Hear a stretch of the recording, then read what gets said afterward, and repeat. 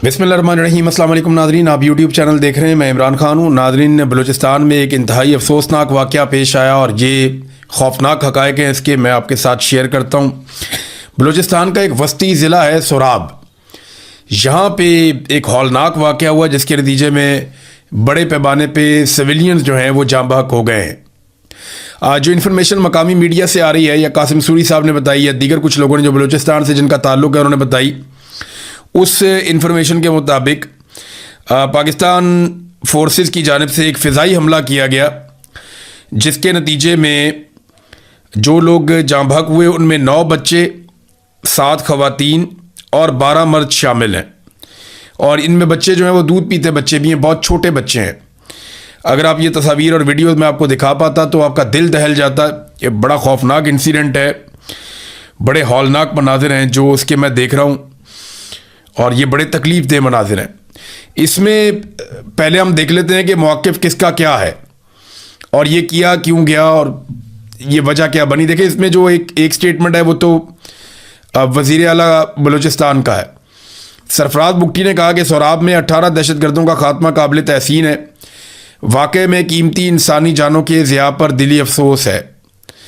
और जो ये बात की पहले सरफराज बुगटी ने, उसमें उन्होंने एक अलग तरह का स्टेटमेंट दिया, लेकिन फिर जब DG ISPR का स्टेटमेंट आया वो किसी और तरह का आया। वो ये कहते हैं कि सोराब में बारूदी मवाद से भरी हुई गाड़ी तैयार की जा रही थी और ये धमाके से तबाह हो गई गाड़ी और इसमें 8 दहशतगर्द हलाक हो गए। इलाके में मौजूद 3 शहरी भी जाँ बहक हो गए। अब ये वो इब्तदाई इतलात हैं जो अलग अलग ज़राए से दी गई हैं, लेकिन जो नंबर्स आ रहे हैं वो 28 लोग हैं जो अब तक जाँ बहक हुए हैं, 17 लोग हैं वो ज़ख्मी हुए हैं और अवाम बड़ी तादाद में निकल कर बैठ गई है, लाशें रख कर सोराब रोड के ऊपर। वहाँ पे सोराब के इलाके में जो मेन रोड है उसे सोराब मेन चौक कहते हैं, वहाँ पे लाशें रख कर लोग बैठ गए। सिक्योरिटी फोर्सेस ने वहाँ पे, बलूचिस्तान की हुकूमत ने और सिक्योरिटी फोर्सेस ने कर्फ्यू नाफिज कर दिया है और वहाँ सारी रात अब कर्फ्यू रहता है। लोगों की नकलो हरकत पर पाबंदी लगा दी गई है और इस मामले को दबाने और छुपाने की कोशिश की जा रही है। और कोशिश ये की जा रही है कि 15 अगस्त तक ये कर्फ्यू जारी रहे जब तक कि 14 अगस्त के प्रोग्राम नहीं हो जाते। अब ये इंतहाई अफसोसनाक वाक़या है। 28 पाकिस्तानी शहरी जो बलूचिस्तान से हैं वो शहीद हुए। उनमें 9 बच्चे, 7 ख़वातीन और 12 सिविलियन मर्द शामिल हैं। अब इसमें पहले कुछ जो मिलिट्री एस्टेब्लिशमेंट के करीब सहाफ़ी हैं उन्होंने ये खबर दी थी कि क्वाड कॉप्टर के ज़रिए से दहशतगर्दों पे हमला किया गया और उस हमले के नतीजे में कुछ सिविलियन भी मारे गए। तफसीलात अभी आ रही हैं। DG ISPR ने एक अलग तरह का मौक़िफ़ दिया कि वो खुद ही धमाका हो गया, वो खुदकुश बम्बार वाली गाड़ी तैयार कर रहे थे। जबकि जो सरफराज बुगटी हैं उन्होंने एक और दावा किया कि जनाब ये तो सिक्योरिटी फोर्सेस ने कोई ऑपरेशन किया और बड़ा ज़बरदस्त ऑपरेशन किया। तो एक्चुअली ये हुआ क्या, जो मकामी लोग ये बताते हैं और जो मकामी सियासतदान हैं उन सब का ये कहना है कि ये जेट तैयारों के साथ हमला किया गया और यहाँ पे बमबारी हुई, उसके नतीजे में इतने बड़े पैमाने पे हलाकतें हुई हैं। अब ये छोटे छोटे बच्चों की लाशें सड़क पे रख के बैठे हुए हैं। ये बड़े हौलनाक मनाजिर हैं। मैंने इस तरह के मनाजिर मैंने गज़ा में देखे थे, यानी वो एग्जैक्टली मुझे वैसा ही दिखाई दे रहा था, मट्टी से अटे हुए जिस्म। और बहुत, अख्तर मेंगल साहब कहते हैं कि दर्द की कोई सरहद नहीं होती। गज़ा के मलबे में दबे मासूम ख्वाब हों या बलूचिस्तान की वादियों, घरों, चौक चौराहों, झोंपड़ियों में बिखरी हुई लाशें, दर्द हर जगह एक ही ज़ुबान बोलता है। किसी माँ की गोद उजड़ती है, किसी बहन की आंख अपने प्यारे की राह तकती रहती है और किसी के बच्चे के हाथ में खिलौने की बजाय खौफ रह जाता है। ये सिर्फ घरों के उजड़ने का दुख नहीं है, ये इंसानियत के ज़ख्मी होने का नोहा है। काश दुनिया इन आंसुओं की आवाज़ सुन सके। काश हर मजलूम के लिए अमन, इंसाफ और जीने का हक सिर्फ एक ख्वाब ना रहे। जो सनाउल्लाह बलोच हैं, सेनेटर बलूचिस्तान से, वो क्या कहते हैं, MP भी रहे, सेनेटर भी। वो ये कहते हैं कि सोराब के अलमनाक वाक़े पर शदीद रद्द-ए-अमल का उन्होंने इज़हार करते हुए कहा कि इस्लामाबाद को एक लम्हे के लिए रुक कर ख़ुद से सवाल करना चाहिए कि आखिर अपने ही शहरियों के ख़िलाफ़ जंगी तैयारों और हेलीकॉप्टरों के इस्तेमाल की नौबत क्यों आ रही है। अब ये वहाँ के ज़िम्मेदारान कह रहे हैं, अहम तरीन लोग कह रहे हैं कि ये फ़िज़ाई हमला किया गया जेट तैयारों या हेलीकॉप्टरों से जिसके नतीजे में सिविलियंस की हलाकतें हुई हैं। उन्होंने कहा रियासत अपने ही लोगों से मुसलसल दस्तों गिरबान रहने की बजाय एतमाद का रिश्ता कायम करे और चेक पोस्टों, बंदूकों और निगरानी पर इन्हिसार कम करे। सोराब वाक़े को किसी बयानिए के जरिए छुपाने की बजाय आला सतह पर तहकीकात करवाई जाएं और हकायक अवाम के सामने लाए जाएं। उन्होंने कहा कि मुतासरीन के ज़ख्मों पर नमकपाशी के बजाय वाक़े की शफाफ तहकीकात ज़रूरी हैं। ये जनाब सनाउल्लाह बलोच साहब का स्टेटमेंट है, ये भी मैंने आपके सामने रख दिया। बलूचिस्तान यकजहती कमेटी, जो महारंग बलोच हैं जिनको जेल में बंद किया हुआ है, उनकी जो पार्टी है या बलूचिस्तान यकजहती कमेटी है, वो ये कहती है कि बलोच अवामी आबादियों पर बमबारी करना और फिर शहीद होने वालों को दहशतगर्द कहना इंतहाई शर्मनाक अमल है। गैर संजीदा बयानात से अंदाज़ा लगाना मुश्किल नहीं है कि 4 साला मासूम बच्चों के जनाजों पर रियासती इदारों को ज़रा बराबर भी अफसोस नहीं है। सोराब गदर में पेश आने वाला वाक़या रूह को झंझोड़ देने वाला वाक़या है। खून आलूद कफन सड़क पर एहतजाज करने पहुंचे तो पूरा रियासती मीडिया बयानियां घड़ने के लिए उन्हें दहशतगर्द करार दे रही है। बच्चे तो दहशतगर्द नहीं हो सकते ना, खवातीन तो दहशतगर्द नहीं हो सकती। एक छोटा बच्चा बहुत मासूम जो सही तरह से चलता भी नहीं है, वो कैसे दहशतगर्द हो सकता है? एक इतना छोटा बच्चा जो कभी स्कूल भी नहीं गया, वो कैसे दहशतगर्द हो सकता है? एक औरत जो अपने घर के अंदर रहती है, चादर और चार दीवारी के अंदर रहती है, अपने घर के काम निपटाती है, बच्चों को पालती है, वो कैसे दहशतगर्द हो सकती है? एक आम आदमी जिसको अपने बच्चों का पेट पालने से फुर्सत नहीं है, वो कैसे दहशतगर्द हो सकता है? पाकिस्तान का मीडिया इसके ऊपर एक लफ्ज़ बोलने को तैयार नहीं है। एक जुमला पाकिस्तान का मीडिया इसके ऊपर नहीं बोल रहा, कोई इसके ऊपर बात नहीं कर रहा।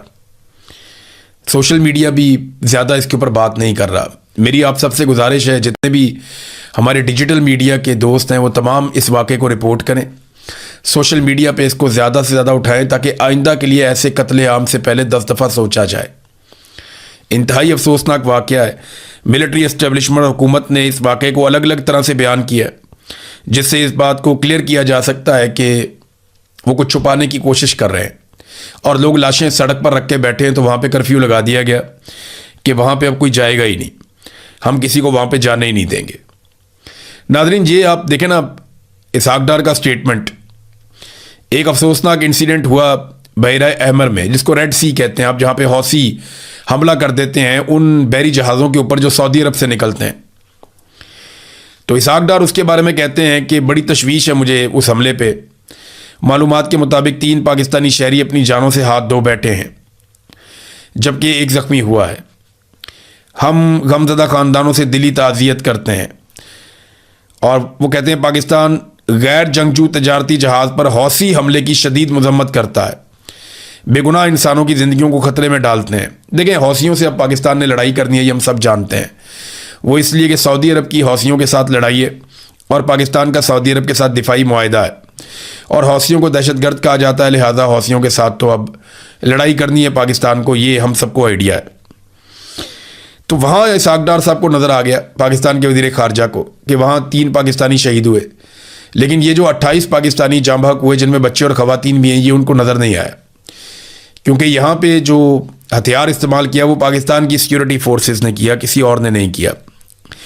BNP अख्तर मैंगल साहब की जो पार्टी है, उसने 16 तारीख को पूरे बलूचिस्तान में हड़ताल का ऐलान किया इस वाक़े के ख़िलाफ़, जबकि BYC ने, बलूचिस्तान यकजहती कमेटी ने, आज के दिन में एहतजाज का और बलूचिस्तान के अंदर भरपूर एहतजाज का उन्होंने ऐलान किया है। अब नाज़रीन, ये है वो अफसोसनाक ख़बर जो मैंने आपके साथ शेयर कर दी बलूचिस्तान से।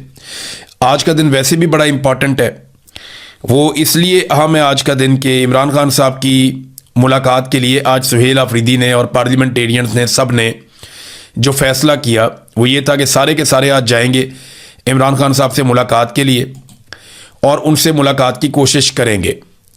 और अगर इमरान खान साहब से मुलाकात नहीं करवाई जाती तो उसके बाद फिर वहाँ पे वो मुज़ामत करेंगे। और जो ऐलान किया था वो ये किया था कि पूरे पाकिस्तान को फिर हम बंद करेंगे रात के वक्त, और पाकिस्तान के हर चौक में एहतजाज किया जाएगा, हर चौक में D चौक बनाया जाएगा। अब देखते हैं कि पाकिस्तान तहरीक इंसाफ को आज मुलाकात की इजाज़त दी जाती है या नहीं, और अगर इजाज़त दी जाती है तो जेल से क्या खबर निकलती है। अगर इजाज़त नहीं दी जाती तो क्या अपने वादे के मुताबिक पाकिस्तान तहरीक इंसाफ रात को पूरा जोर लगा के पाकिस्तान भर के अंदर एहतजाजी एक हिकमत अमली अपना सकती है?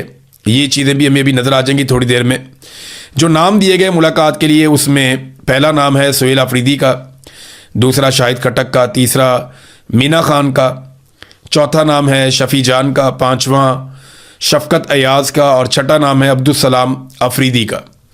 ये नाज़रीन 6 नाम दिए गए हैं, क्योंकि अदालत का हुक्म था कि 6 लोग मिल सकेंगे इमरान खान साहब को हर जुमेरात को। तो ये 6 नाम दे दिए गए हैं जो इमरान खान साहब से मिलने के लिए जाएंगे। एक और ऐलान किया सुहेल अफरीदी ने जो बड़ा इंपॉर्टेंट है मेरी नज़र में। वो ऐलान उन्होंने ये किया कि अब तक जो लोग इकट्ठे हुए हैं इमरान खान रिहाई अमन फोर्स के प्लेटफॉर्म पे, जो नौजवानों ने अपनी रजिस्ट्रेशन करवाई है, अब तक 5,30,000 नौजवान इसके अंदर शामिल हो गए हैं इमरान खान रिहाई अमन फोर्स में। अगर तो इसमें 5,30,000 नौजवान शामिल हो गए हैं तो ये तो तादाद ठीक तरीके से बढ़ रही है, क्योंकि कुछ दिनों पहले तक बताया गया था कि 60,000 नौजवान हैं।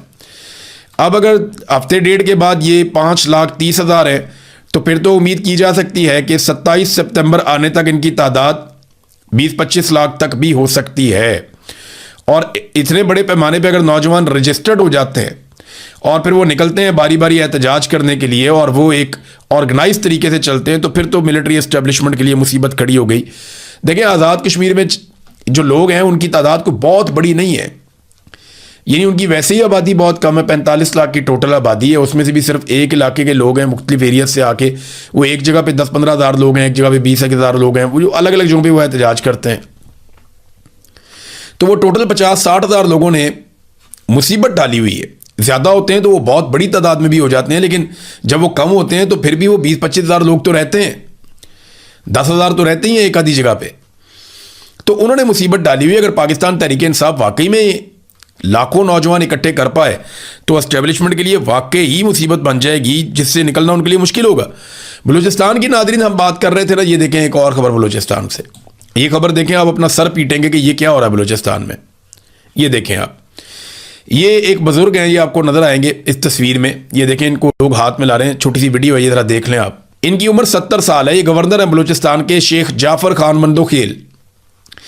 शेख जाफर खान मंदोखेल साहब जो हैं, ये 70 साल इनकी उम्र है, बलूचिस्तान के ये गवर्नर हैं। और अक़वाम मुत्तहिदा में एक कॉन्फ्रेंस हो रही है, जिस कॉन्फ्रेंस का नाम है youth and artificial intelligence summit 2026, यानी 2026 का जो समिट हो रहा है नौजवानों और आर्टिफिशियल इंटेलिजेंस के ऊपर, उसमें पाकिस्तान की नुमाइंदगी के लिए अक़वाम मुत्तहिदा में भिजवाया गया किसे? 70 साला गवर्नर बलूचिस्तान को। है ना मजे की बात। पूरे पाकिस्तान में कोई नौजवान नहीं मिला जो यूथ और आर्टिफिशियल इंटेलिजेंस के हवाले से अक़वाम मुत्तहिदा में जाकर नुमाइंदगी करता पाकिस्तान की। जो प्रोग्राम है वो यूथ का है और 70 साला बाबा जी गए हुए हैं गवर्नर साहब, क्योंकि उन्हें सैर कराना मकसद था। तो नाज़रीन, ऐसे ही बंदर बांट की है। मिलिट्री एस्टेब्लिशमेंट ने ना कभी सही बंदे को सही काम पे आने ही नहीं दिया। जानबूझकर उन्होंने हमेशा ये किया। उन्होंने कहा ठीक बंदा ठीक जगह पे आएगा, वो लगेगा, वो सवाल करेगा, वो पूछेगा ये क्यों करते हैं, वो क्यों करते हैं, वो क्यों करते हैं, हम क्या जवाब देंगे। वो कहते हैं उठाओ नालायक आदमी को लगाओ। जिस बंदे का जो काम है उससे नहीं करवाना, किसी और बंदे से करवाओ, ताकि कोई सवाल ही ना करे, पूछे ही ना कि गलत क्या और सही क्या है। 70 साल के बाबे को उठा के भेज दिया, और भेज दिया कहां पे? यूथ एंड आर्टिफिशियल इंटेलिजेंस का समिट है 2026 का, अक़वाम मुत्तहिदा के प्लेटफॉर्म पे, दुनिया का सबसे बड़ा प्लेटफॉर्म है जहां पे भेज दिया। और वो भी मुंह उठा के चल दिए, उनको भी शर्म नहीं आई कि मैं कहां जा रहा हूं। ये है जनाब पाकिस्तान के अंदर और बलूचिस्तान के अंदर सूरत हाल। नादरीन, ये एक और इंसिडेंट हुआ। आमिर मुगल साहब के घर के ऊपर बहुत बड़ा हमला हुआ है। आमिर मुगल जो है वो पाकिस्तान तहरीक इंसाफ के अहम रहनुमाओं में से एक हैं और ये बड़ी मुश्किलात में है। मैं इनके बारे में ज़ाती तौर पे बहुत सारी ऐसी चीज़ें जानता हूँ कि इन्होंने बहुत मुश्किलात देखी हैं, बहुत ज़्यादा, लेकिन ये अभी तक गिरफ्तार नहीं हुई। इनकी बड़ी कामयाबी है। इन्हें गिरफ्तार करने के लिए कई लोगों को गिरफ्तार किया गया, उनके ज़रिए से इन्हें गिरफ्तार करने की कोशिश की गई, लेकिन आमिर मुगल ने ज़िद पकड़ी हुई है कि मैंने गिरफ्तार नहीं होना, मैंने नाक में दम करके रहना। अब जब भी कभी इस्लामाबाद आने का या एहतजाज करने का कोई ऐलान होता है ना, तो सारी एजेंसियाँ लग जाती हैं इस चक्कर में कि आमिर मुगल को पकड़ लो, क्योंकि ये इस्लामाबाद का सबसे एक्टिव लोगों में से एक आदमी है। इस्लामाबाद के अंदर जब भी एहतजाज होता है, नौजवानों को मोटिवेट किया जाता है, उसमें एक बड़ा किरदार आमिर मुगल का भी होता है। बहुत सारे और लोग भी काम करते हैं, ऐसा नहीं है कि रावलपिंडी इस्लामाबाद में बाकी लोग काम नहीं करते, लेकिन आमिर मुगल का बाकायदा हर मरतबा रोल होता है और वो असर डालता है, वो फ़र्क पैदा करता है। इसलिए इनकी ख्वाहिश है कि हर हाल में, इससे पहले कि एहतजाज शुरू हो, आमिर मुगल को किसी तरह गिरफ्तार करके अंदर डाल दिया जाए, उसको न्यूट्रलाइज कर दिया जाए। जनाब उनके घर के ऊपर रेड मारा और उनके सोफे की गद्दियाँ उखाड़ दी, कुर्सियाँ और दरवाजे तोड़ दिए, फ्रिज खोल दिया, वो भी तोड़ दिया, शीशे तोड़ दिए।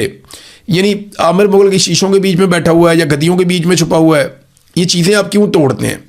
ये चीज़ें पता क्यों तोड़ते हैं? सोफ़े तोड़ते हैं, फर्नीचर तोड़ते हैं, मेज़ें तोड़ते हैं, फ्रिज तोड़ते हैं, घर के शीशे, बाकी चीज़ें, स्क्रीन तोड़ देते हैं। क्यों तोड़ते हैं पता है? ये इसलिए तोड़ते हैं ताकि अगले बंदे का इतना नुकसान हो जाए कि वो डर जाए और वो पीछे हट जाए इस लड़ाई से।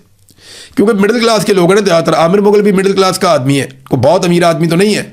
तो अब ये जो नुकसान हुआ है बेचारा कैसे भरेगा, कैसे भरेगा? आम आदमी को चीज़ें बनाने में बहुत लंबा अरसा लग जाता है। आमिर मुगल ने खुद बताया कि कोई लेडी एहलकार नहीं थी, चादर और चार दीवारी का तकद्दुस पामाल किया गया, तोड़ फोड़ किया गया। हमारे उसके घर में जो कुत्ते हैं उनको डंडों से मारा गया और 2-3 फायर भी किए गए कुत्तों को चुप करवाने के लिए, उनको डराने के लिए। फिर खौल उठा के साथ ले गए, DVR उतार के साथ ले गए। आमिर मुगल को गालियां देते रहे और कत्ल करने की फैमिली के सामने धमकियां देते रहे, संगीन नताइज की धमकियां देते रहे। मोबाइल फ़ोन भी साथ ले गए, मोटरसाइकिलें 2 घर में खड़ी थी वो भी चोरी करके साथ ले गए। तो आमिर मुगल कहता है जी मुझे तो याद भी नहीं है मेरे घर पे अब तक कितने अटैक, कितने हमले हो चुके हैं। ये है नादरीन सूरत हाल। और ये आपको पता ना, पंजाब में हो या इस्लामाबाद में हो, फस्तायत इसी तरह अपने उरूज के ऊपर है। उन्हें कोई फ़र्क नहीं पड़ता कि पाकिस्तानी उनके बारे में क्या सोचते हैं। नादरीन, ये मोहम्मद हुसैन के बारे में जो खबर मैंने आपको दी थी ना, वो जो नौजवान कत्ल हो गया, जिसके बारे में ये इल्ज़ाम लगाया गया कि ये मुबैना तौर पे GHQ में दाखिल होकर वहाँ पे PTI का झंडा लहराना चाहता था और वहाँ पे ये कोई पिस्तौल लेकर घुस गया था और ये चाह रहा था कि ये कत्लेआम कर दे और जाके PTI का झंडा GHQ में लहरा दे। यानी इल्ज़ामात तो इसी किस्म के हैं उसके ऊपर। उसके बारे में मैंने आपको शुरू में एक बात बताई थी। सबसे पहले बहुत सारे लोग कह रहे थे कि ये कैसे हो सकता है। मैंने आपको कहा था ना कि वो ज़हनी तौर पे एक मरीज़ आदमी है, नॉर्मल नहीं है।